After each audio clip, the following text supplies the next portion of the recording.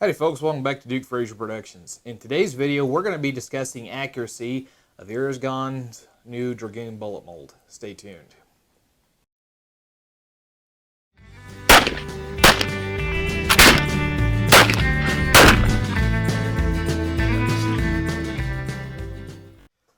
Alright folks, so as I said, we're going to be taking a look at the Irrigón Dragoon or Sugarloaf Bullet. And this thing is a righteous chunk of lead. It is 0.8 inches in length, so 8/10 of an inch in length, 457 diameter, which is just perfect because it fits right into the chambers and gets a good seal. And the weight on this thing is a massive 259 grains. That is 60 grains heavier than the Lee conicals that come for the black powder guns. So this is a righteous chunk of lead, as I said. Now this bullet was introduced by Samuel Colt. It was started in the early 1850s, went on through the Civil War, and during the Civil War a lot of other folks produced it.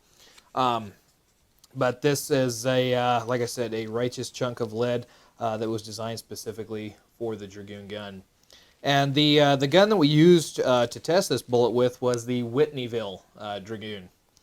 And it delivered some surprising results. So without further ado, we're going to head over to the shooting range and show you just what it does. Alright folks, so we got the Dragoon Bullet mold from Dragoon Bullet molds out here. And the last video we did was just kind of a quick shooting with it. We really didn't review it all that much because nothing was really working for me that day. But we're set up here. We've got the target set up on a stand. Not my stand because mine fell apart. Got it set up on a stand out here at 15 yards. So we're going to see how this bullet will do. Get my earplug in here. And today we're also testing the new Movo wireless microphone that we've added to the channel. So we'll see how that does out here today. I've played around with it at the house quite a bit, and it's done pretty good. We'll see how it does for range. So we're going to go ahead and we're going to start shooting here. Now I'm trying to do my best to keep the butt off of the table because they say that improves your accuracy if you can do that. So I'm going to be squinting down low here. And it's got a little room yet, so we're good.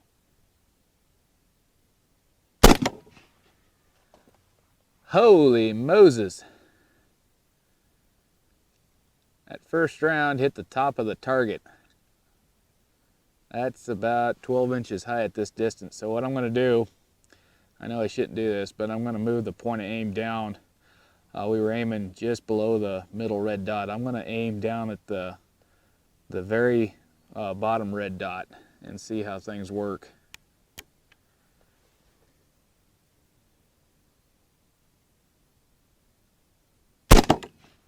There we go.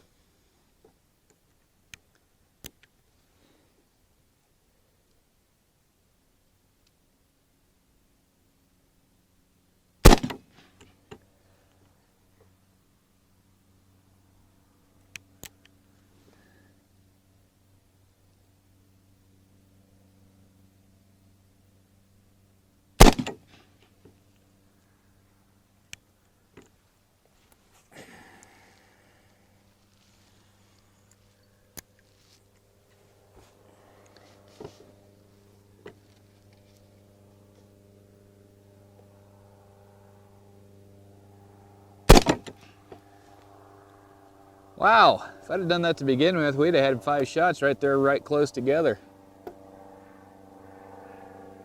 That's pretty awesome accuracy if you ask me.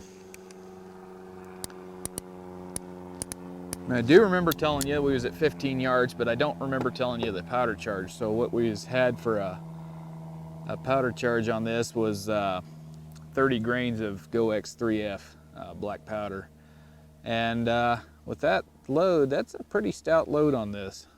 We didn't drop the loading lever, but it does have a little bit more noticeable kick than the round balls. I remember on the last video, the quick video we did, Mark Hubbs, a guy that sells these, that develops them, asked me if the recoil is any bit more noticeable.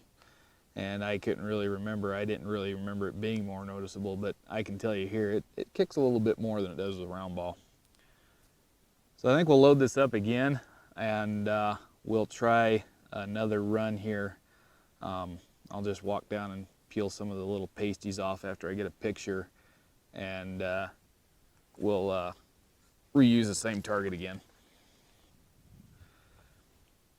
All right, so we're loaded up a second time, same charge, same distance with the Dragoon Bullet mold from Ears Gone.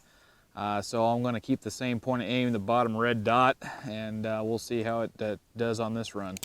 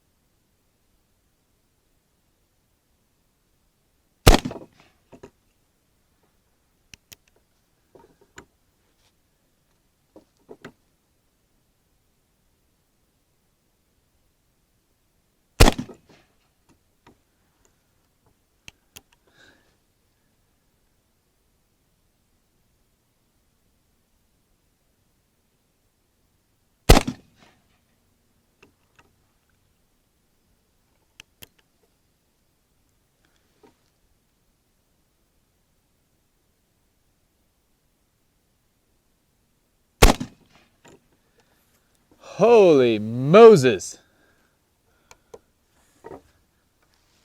So that did pretty decent. I had 3 that clover leafed, it looks like, and 2 that went flying, and I think I pulled them too. That first one I know I did because I didn't have a good grip on the gun. And then that other flyer down there, it's off to the right, little red dot. I kind of didn't really hit the trigger square when I did that one either. But those other 3 are really tight, so I'm very, very impressed with this bullet. Yeah, again, Mark Hubbs has produced an excellent copy of a historically correct bullet, and it does well, at least with my U-Birdie gun. All right, so as you can see, this bullet is awesome. Now, I made the mistake. I aimed and it shot a little high, and I changed my point of aim after that first round was fired. So my 4 rounds after that were down close to the center of the target. On the second loading, I maintained aim on that lower dot, as we said, and them 4 bullets, or 3 of the bullets out of the 5 fired were touching one another. It was a clover leaf, and it was right in the same grouping as what we'd shot earlier when we had adjusted our point of aim down lower, because I went over and I took the little black pull-off tabs on that target and covered up the first rounds, and then we fired the second rounds, and like I said, they're all right there. So this bullet does really well in that Whitneyville Dragoon. Now in a future video, just for grins, we're going to try to take it out and see if we can have any luck with it in the 3rd model Dragoon. As you may know, this is not my most favorite gun in my collection because this thing has never fired a group under 2 feet at 15 yards. And the loading lever drops on this, and it's just kind of my little red-headed stepchild that I beat around.